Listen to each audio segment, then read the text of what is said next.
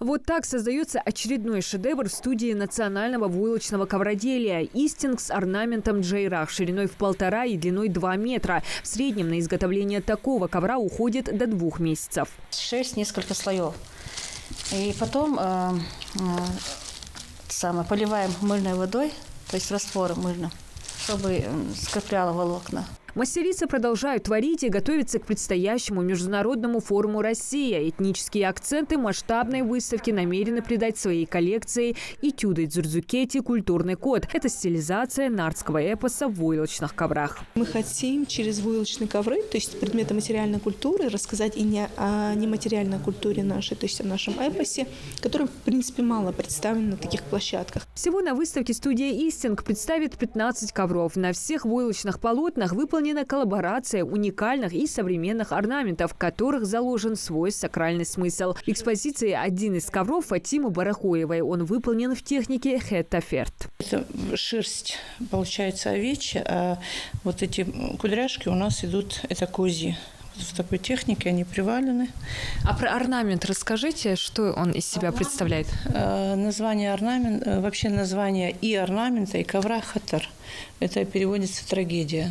Использовался этот орнамент нашими предками, когда или военные действия были, или голод, или какие-то неприятные моменты в жизни были. Древнее войлочное искусство получило новую жизнь благодаря историку, учредителю Ингушского историко-географического общества Дзурдзуки Танзиле Дзауровой. В 2018 году общество Дзурдзуки объединило женщин в рамках проекта возрождения войлочного орнаментального искусства ингушей. Работа проводилась за счет средств фонда президентских грантов. Цель была открыть мастерские в каждом населенном пункте. Что и случилось благодаря тому, что мы набирали мастеров из числа тех, кто работает с детьми в кружках.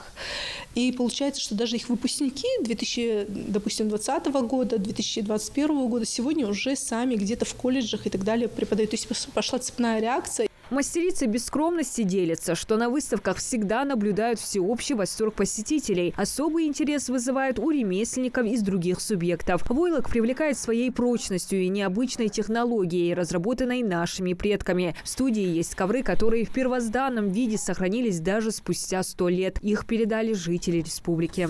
Трогают, как вы хорошо сделали, и цвета нравятся, сочетание цветов, сами орнаменты, нравится людям. Один из ковров, который привлекает не только женщин, но и мужчин. Воин. Изюминка заключается в реализации многовековых технологий с современным подходом. Выполнен в нескольких техниках с использованием шерсти и металла. Он еще и интересен тем, что его исполнила мастерица, в отличие от всех остальных ковров, которые только в этом году научилась валять на последних наших курсах. То есть все остальные валяют уже по несколько лет, а она сразу быка за рога, как говорится, и выполнила очень сложные несколько ковров. И на выставку она захотела именно вот эту визуализацию воина, который был найден в селении Оздик. Это воин, у нас это идет, значит, воин кто, в кольчуге кто, это герой нардского эпоса, с ним там и лук, и стрелы, и мечи, и так далее. То есть это весь комплект, который был обнаружен в этом склепе. Национальными техниками войлочного ковроделия мастерицы делятся на курсах, мастер-классах. 90% обучающихся погружаются в мир войлочного ремесла и не могут с ним расстаться. Так и Айшат все свободное время посвящает ковроделию, совмещает свою основную работу с любимым делом, которое не только приносит удовольствие, но и доход. Мы обучались полгода назад.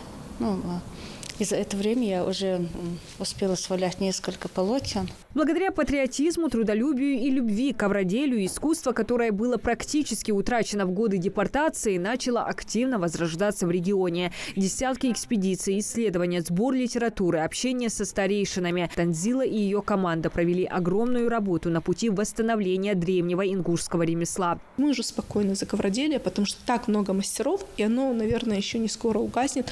Столько же мастеров было и до депортации. То есть каждая девочка умела валять. Студия «Истинг» экспонировала свои творения на различных выставках, но на такой масштабной площадке представит свою коллекцию впервые. Делится, что немного волнуется. Международный форум «Выставка Россия» стартует 4 ноября на ВТНХ в Москве и фактически соберет носителей культуры всей многонациональной страны на одной территории. Участие примут 89 субъектов. Мероприятие проводится в целях демонстрации важнейших достижений России в различных отраслях экономики.